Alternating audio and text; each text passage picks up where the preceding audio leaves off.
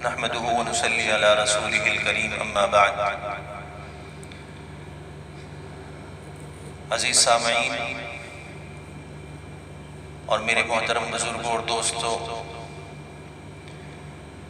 اس بار جیسا کہ آپ سبھی کو معلوم ہے کہ اللہ کی طرف سے امتحان کی گھڑیاں آئی ہوئی ہیں، اور انہی گھڑیوں کے بیچ آپ نے ماشاءاللہ عبادات جو گزشتہ سالوں کی طرح جس طرح بھی آپ کیا کرتے تھے، اس بار بھی آپ مسجدیں اگر بند بھی ہیں لیکن عبادات کے دروازے اللہ نے جو کھولے ہوئے ہیں آپ نے ان سے ضرور فائدہ اٹھایا ہوگا، اور آپ نے گزشتہ سالوں سے بھی زیادہ عبادات کی ہوں گی۔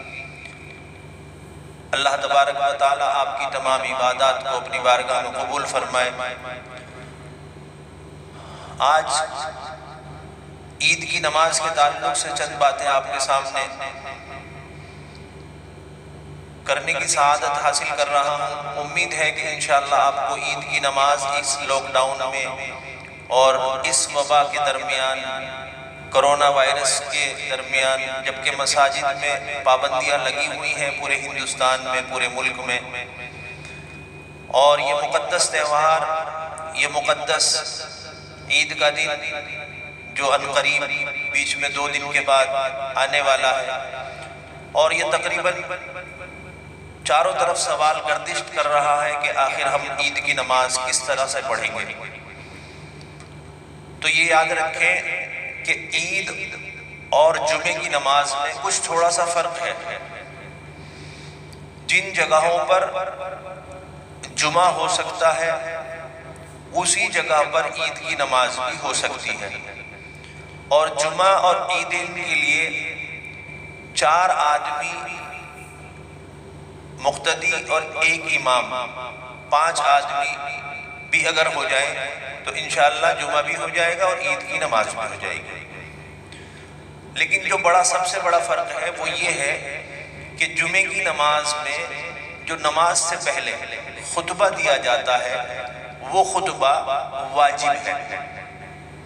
اگر وہ خطبہ نہ پڑھا جائے تو جمعہ نہیں ہوتا۔ لیکن یہاں تھوڑا سا فرق یہ محسوس ہوتا ہے شریعت کی روشنی میں کہ عیدین کی نماز میں خطبہ دراصل نماز سے پہلے نہیں بعد میں ہوتا ہے، اور عید کی نماز کا جو خطبہ ہے وہ سنت ہے۔ عید کی نماز کا خطبہ سنت ہے۔ اگر کوئی آدمی آسانی کے ساتھ خطبہ پڑھ سکتا ہو، اس کو قرآن پڑھنا آتا ہو، یا کچھ چند احادیث ہیں مختصر سی وہ پڑھ سکتا ہو، انشاءاللہ اس کی عبارت بھی آپ کو اس کلپ میں مل جائے گی، تو آپ اس کو دیکھ کر بھی خطبہ پڑھ سکتے ہیں۔ اور دوسری چیز یہ ہے کہ اگر خطبہ نہ پڑھ سکتا ہو، صرف امامت ہی کر سکتا ہو، تو عید کی نماز تب بھی ہو جائے گی، ایک سنت چھوٹ جائے گی۔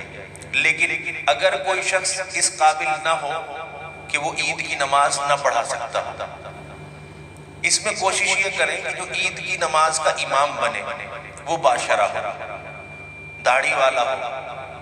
یہ نہ ہو کہ کوئی بھی آدمی مصلی پر کھڑا ہو جائے۔ مصلی پر کھڑا ہونے کے لیے جتنے بھی ساتھی کھڑے ہو کر نماز پڑھ رہے ہیں، 3 4 5 6 جو اپنے گھر میں اپنے اہل و عیال کے ساتھ عید کی نماز پڑھنا چاہتے ہیں، تو ان کے لیے یہ شرط رکھیں کہ بھئی داڑھی والا ہو کم از کم۔ ویسے تو بغیر داڑھی والے کے پیچھے بھی نماز ہو جاتی ہے اگر کوئی نہ ملے۔ اب رہی بات یہ کہ اگر کوئی آدمی امامت کرنے لائق نہ ہو،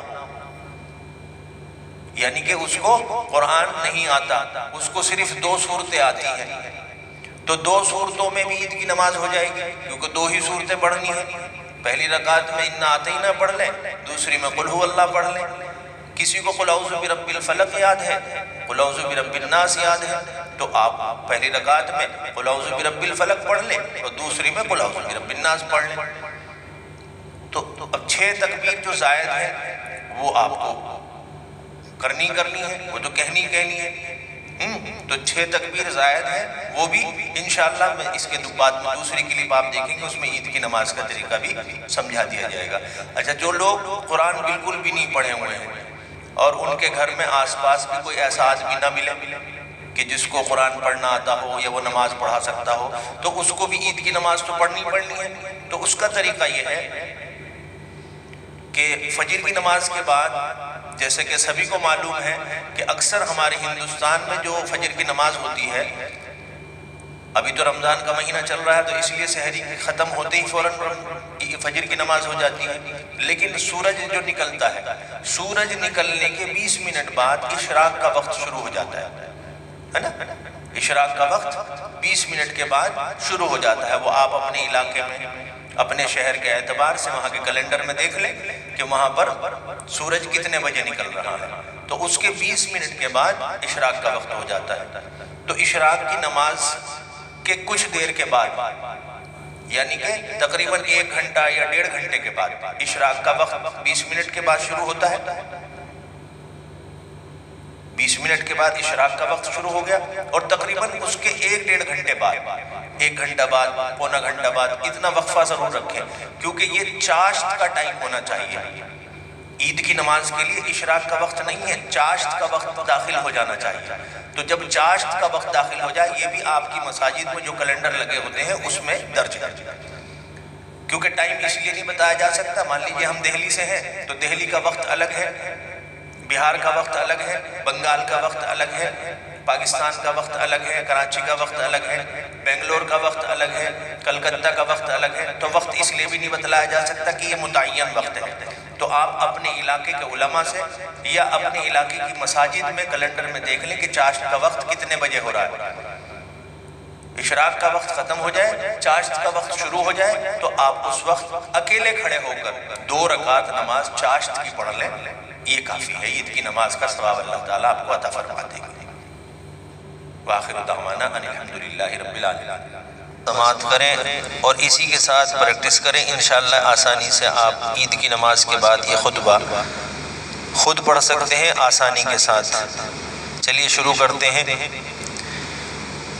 اللہ اکبر اللہ اکبر لا الہ الا اللہ واللہ اکبر اللہ اکبر وللہ الحمد نحمده ونستعينه ونستغفره ونعوذ بالله من شرور أنفسنا ومن سيئات أعمالنا وأشهد أن لا إله إلا الله وحده لا شريك له وأشهد أن محمدًا عبده ورسوله أما بعد قال النبي صلى الله عليه وسلم إن لكل قوم عيدا وهذا عيدنا أعوذ بالله من الشيطان الرجيم بسم الله الرحمن الرحيم قل هو الله أحد الله الصمد لم يلد ولم يولد ولم يكن له كفوا أحد۔